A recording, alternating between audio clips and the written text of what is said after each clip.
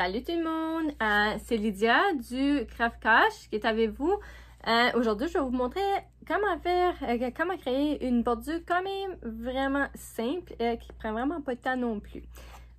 C'est la bordure, puis je vais utiliser le punch Wheatfield de Creative Memories ainsi que la collection Spring Cottage. Je vais commencer. Pour vous expliquer un petit peu ce que vous allez avoir besoin pour ce projet ici, ça va être votre coupeuse. Absolument, celle-là de 12 pouces, c'est celle-là qui est le mieux pour ceci. Vous allez aussi avoir besoin d'un punch à bordure. Dans ce cas-ci, j'ai utilisé le Wheatfield de Creative Memories. Je recommande aussi le glue pen. C'est comme la colle qui sort du stylo. Si vous voulez, vous préférez, vous pouvez certainement utiliser aussi juste le ruban comme ça si vous préférez. Pour commencer, je vais... Ça donne mon papier faire le ciel en arrière. Celui-là, ça va être... On va le couper à 2 pouces. Je vais juste mesurer mon 2 pouces ici.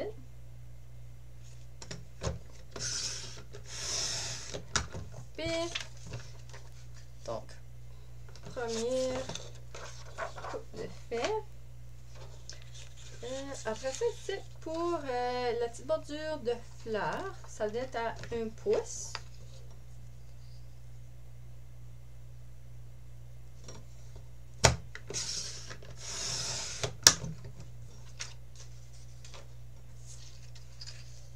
Là.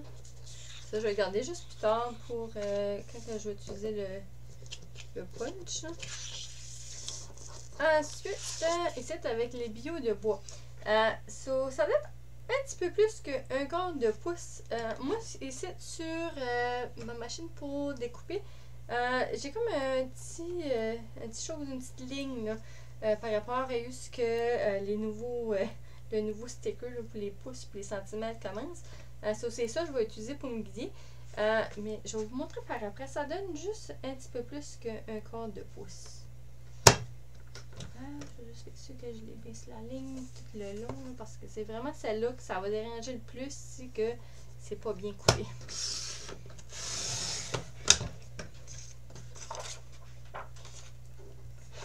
Ça, juste pour vous montrer un petit peu. Ici, ce qu'on regarde sur mon tapis, ça c'est la moitié d'un pouce. Comme vous voyez, c'est un petit peu plus qu'un quart. Là. Ici, c'est comme ça serait le demi-pouce, mais il est un petit peu plus que la moitié. Après ça, ici, pour la bordure dans le haut puis dans le bas, c'est que je vais l'avoir avec un scallop qu'on appelle. Ça, c'est une différente lame. Puis là, je vais être honnête avec vous autres. J'ai bien la misère à figurer quel bord ça va couper. Je recommande toujours de prendre une feuille blanche au début puis couper pour voir sur quel sens que le bord ondulé, ce qui est par la gauche ou par la droite. Là. Ça va vous aider après ça pour déterminer sur quel bord commencer à couper. Ok. Ce qu'on voit dans ce sens-ci, il est ondulé par la droite. Je vais pouvoir commencer ce bord-là.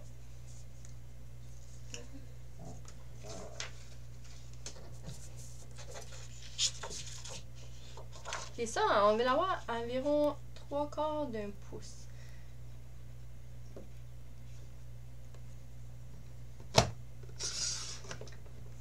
vais juste commencer par faire la partie ondulée.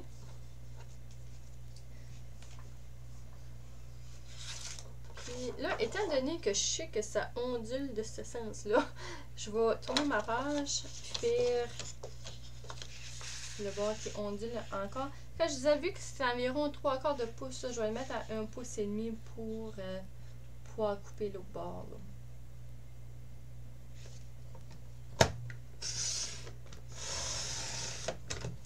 Là. Ensuite, de ça, je vais pouvoir changer ma lame, la mettre de nouveau, celle-là qui coupe juste droite. Là.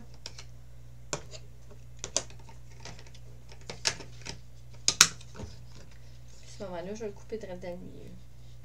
Comme j'ai quitté environ 3/4 de pouce. C'est ça qui est le plus tricky, là. Je fais sûr qu'elle ne bouge pas quand je le mets. Même si c'est pas très c'est pas grave parce que ça va aller en dessous des autres, là.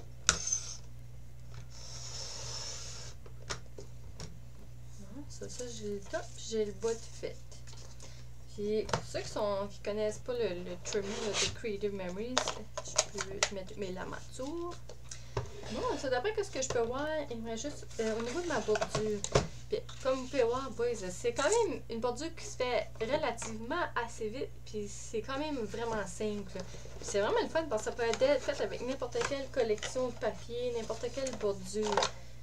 Moi, je vais vous dire, honnêtement, c'est une de mes favorites, celle-ci, la Whitfield. Probablement parce qu'on a des champs de patates, on dirait j'ai beaucoup de photos qui s'agencent bien avec. Mais c'est ça. C'est pour ça que j'ai décidé d'utiliser celui-là. Puis j'aimais vraiment la collection Spring College.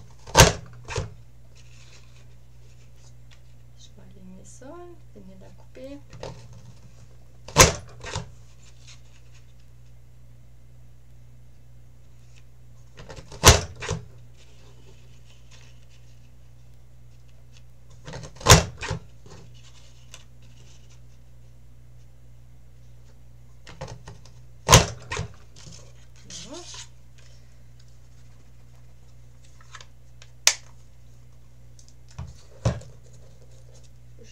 Poubelle.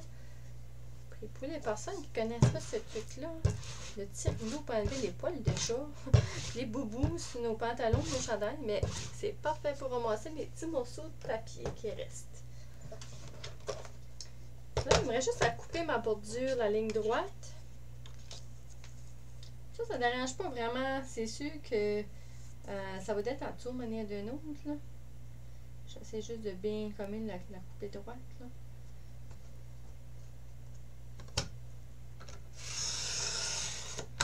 Parce qu'elle aussi, elle va se retrouver à d'être en dessous de une autre bordure.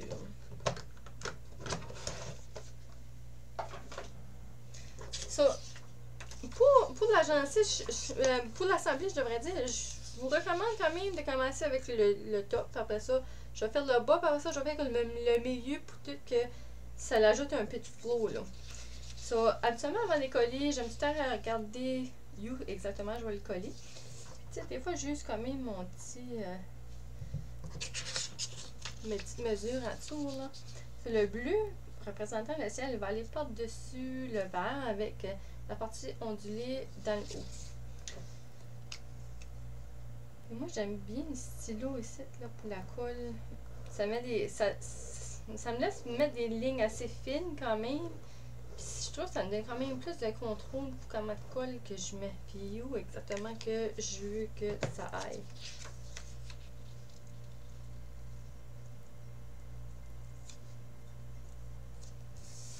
Non, ça va mettre ça de même. Après ça, je vais faire celle-là du bois, ta caillette, là. Puis même chose encore. Je veux que ça soit la même largeur en haut puis en bas pour le vert. Ça me donne un peu une idée de ce que c'est que je vais la coller.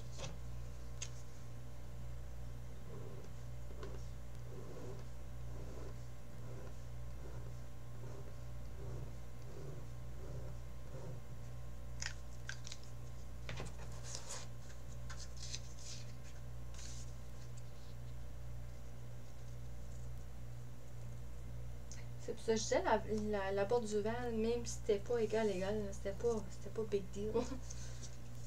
Ensuite, je vais mettre mon blé sur le ciel bleu.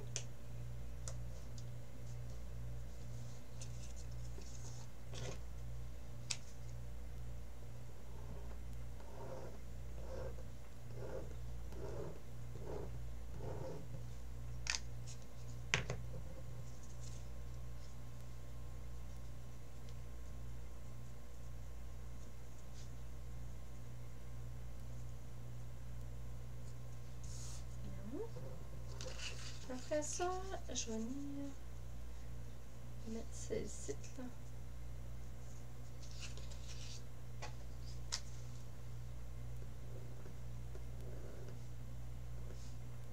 Puis moi, qu'est-ce que je vous recommande, c'est que quand vous sachez lequel que vous voulez qui cache l'autre, c'est sûr que je vous recommande de mettre de la colle sur celle-là qui va aller cacher, celle-là qui va aller par-dessus.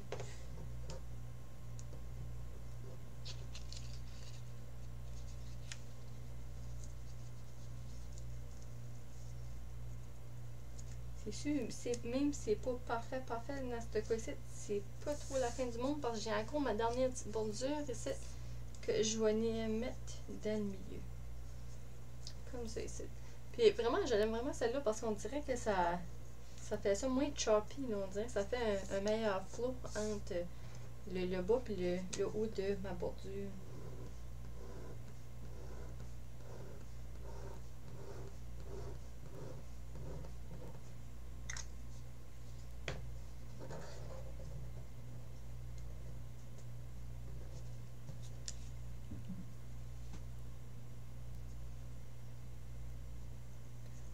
Celle-là, je le mets vraiment par-dessus les deux autres pour que ça aille cacher comme genre les lignes.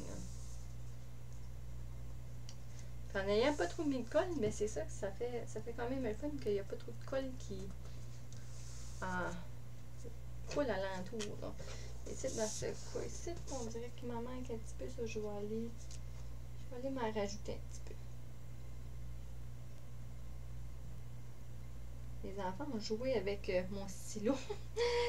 On dirait que je suis peut-être due pour en sortir un nœud. Bon, c'était pas plus compliqué que ça. Comme vous pouvez voir, ça a vraiment pas pris de temps. Vraiment facile quand même au niveau des différentes mesures pour couper. Ça n'a pas besoin d'être plus compliqué que ça. Merci d'avoir visionné ma petite vidéo. J'espère que vous avez quand même vraiment aimé. Si jamais que vous n'avez pas les produits Creative Memories, vous pouvez toujours me contacter. Sinon, j'ai aussi ma boutique Etsy sur laquelle vous pouvez acheter les bordures déjà faites. Aussi, n'oubliez pas de vous abonner à ma chaîne YouTube. Puis j'espère bien vous trouver sur mon groupe Facebook. Ça s'appelle Les accros du scrapbooking avec Lydia. Donc, à la prochaine! Merci!